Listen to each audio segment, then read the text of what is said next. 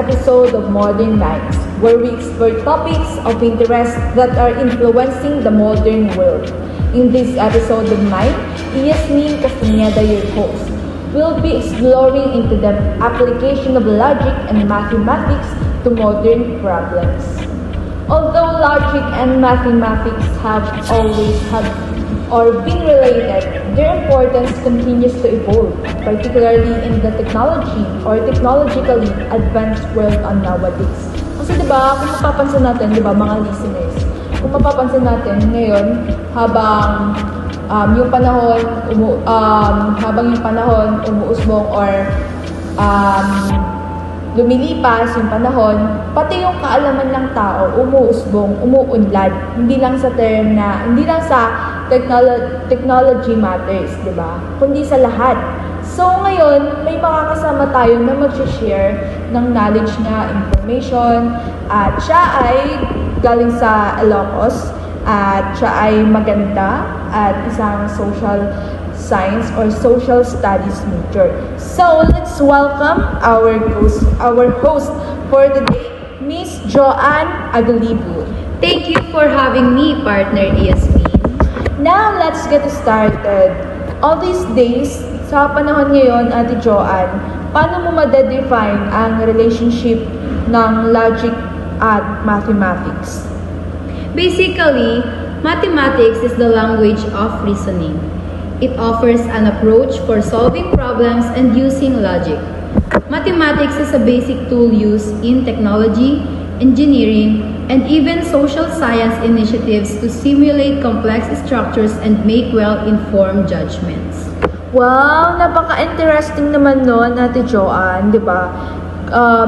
Ngayon, kailangan talaga natin ng knowledge, ng information para magkaroon naman tayo ng alam sa ibang mga bagay, hindi lang about sa mga chismis dito sa mundo ngayon. True, partner, kagaya ng mga tignan mo, lahat ng nakikita natin na bagay-bagay. Ayan. Kunwari, dito sa ating studio, tignan mo naman, may mga sukat yung mga wall natin. Related pa rin siya sa math, syempre. Ayan, talaga naman. So, Ate Joanne, di ba, napaka-interesting ng shinare mo sa amin. Pwede ka pa bang mag-provide ng example of how mathematical logic affects practical projects para naman yung mga listener natin, syempre ako na rin, mas magkaroon ng deeper understanding about mathematical logics, kung paano siya nakaka-apekto sa practical projects.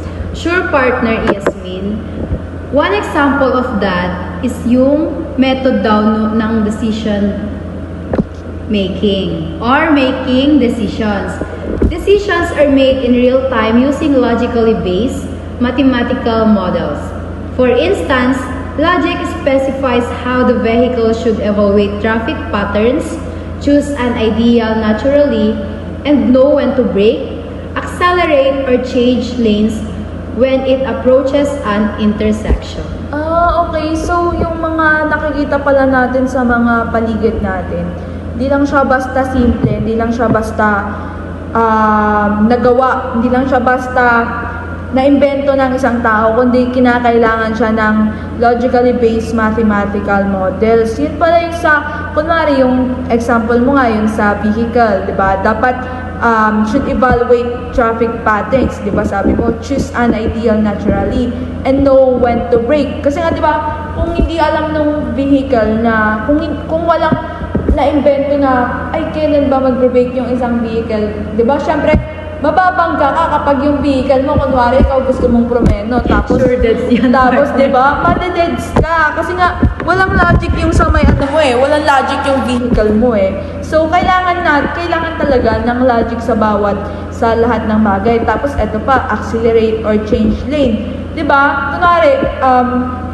igagas mo siya para umandar. Tapos mag-change ka ng lane. Tapos pag-change mo ng lane, hindi pala nagana yung yung manubela mo. So, paano mo siya mag-change? Mababangga ka na. So, ayun, kailangan pala talaga ng mathematical logic sa lahat ng ating mga nakikita sa mga bagay-bagay natin sa mundong ito.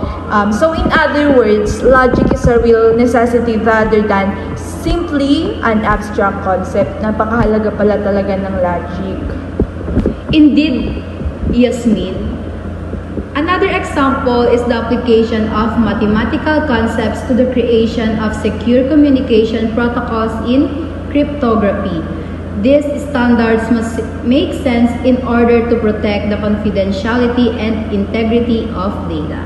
Okay, Ate Joan, wait, teka lang, baka parang sumasakit yung yung ulo ko. Mag-ano muna kaya tayo, mag-break muna tayo, like music break, okay? Yes, We'll be back, partner. guys. Bye-bye! Bye!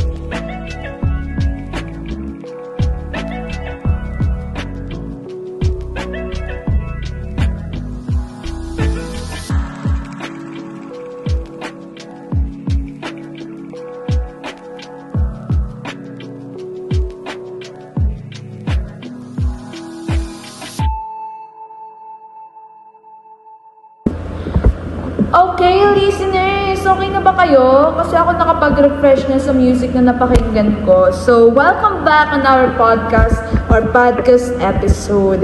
Ate Joanne, what about logic's role in project proposals? How might strong mathematical and reasoning skills improve project proposals? Alam mo ba, Yasmin, having a solid grasp of mathematical logic gives legitimacy to project proposals, particularly in the fields of science and technology development. It illustrates the practicality and importance of the project's objectives. So, sa amin ngayon, syempre hindi na tayo lalayo ngayon. Sa aming mga host, sa aming mga or sa mga nakikinig sa mga laging or mahilig makinig sa mga podcast, mga talks, ganon, sa mga kahit anong mga platform yan, basta sa mga mahilig makinig. Ano yung advice na pwede mong ibigay sa mga podcast listener who are interested in proposing project proposals para naman magkaroon sila ng kahit na konting tip lang, konting information, konting advice galing sa'yo, Ate Joanne. Sa tingin ko, partner, I would suggest emphasizing the project's logical foundation. Clearly state how the project's objectives will be met by utilizing mathematical principles. This not only provides content but also demonstrates how well you grasp the complexity of the project. Oh, okay pala. That's really beneficial pala na advice, Ate Joanne. So, before we end our podcast, di ba, gusto man natin siyang pahabain, pero since hiram lamang yung time namin sa'yo, any last ideas on the development of logic and mathematics before we wrap up? Sure, partner, the use of logic in mathematics will only become more significant when emerging issues and technological advancements arise. It will remain the foundation of innovation in a variety of disciplines. Wow! Sobrang salamat po, Ate Joanne. I will cherish you in sharing your thoughts and these engaging topics. Sobrang napaka-informative niya, napakadami naming natutunan. And sana sa mga listeners mo namin, mas nagkaroon kayo ng knowledge or background about sa kung paano nga ba natin i-apply yung logic and mathematics, logic reasoning sa mathematical base natin. And sana sa mga listeners po natin, ayun, lagi kayong makikinig sa podcast namin. At ayun, sana i-support niyo po kami sa lahat ng episode namin. You're welcome, partner Yasmin. Actually, partner, ang saya ko today kasi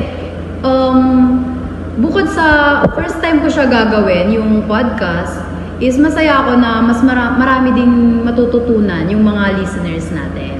Ayan, we also want to thank our listeners for joining us on Modern Minds. Join again the next time for another take at the concepts influencing our world.